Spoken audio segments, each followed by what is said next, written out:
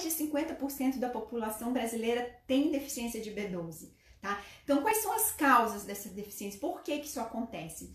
Bom, o primeiro caso é por não ingestão. Daí a gente pensa nos vegetarianos estritos, né? Ou nos veganos, que são as pessoas que não consomem nada de origem animal. Segunda justificativa é ingerir pouco. Por exemplo, em ovo-lacto vegetarianos que estão em transição ao vegetarianismo estrito, começa a cortar queijo e ovos e acaba esquecendo da B12, tá? Então, isso seria um dos motivos também, essa baixa ingestão.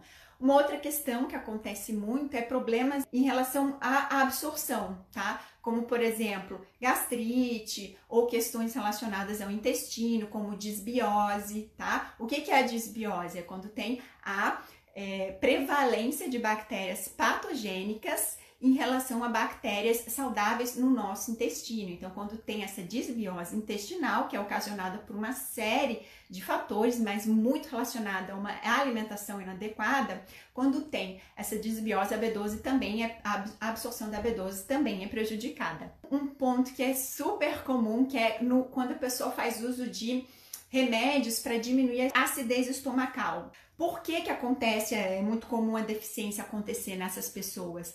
Porque, como eu falei no início, a B12 precisa de um meio ácido no estômago para ela ser extraída do alimento, para ela poder se ligar posteriormente no fator intrínseco, para ela poder posteriormente ser absorvida. Então, hoje em dia a gente vê muita gente fazendo uso contínuo de omeprazol e remédios semelhantes, tá? E aí a absorção da B12 fica prejudicada, tá bom? Tem outros medicamentos que também atrapalham a absorção da B12, tá?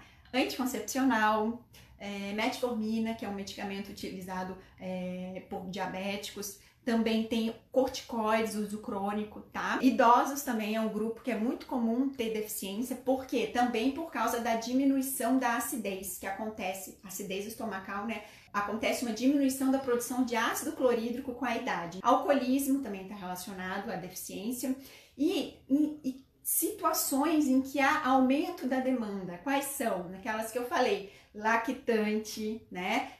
Gestante, bebês, crianças que estão em fase de crescimento. Então, esses grupos são grupos que naturalmente já têm um aumento da demanda e são grupos considerados grupos de risco para a deficiência de B12. Também tem algumas literaturas que falam, que relatam que o uso de café é excessivo, que o fumo, né, o tabagismo e também o excesso de açúcar atrapalha a absorção da B12, tá?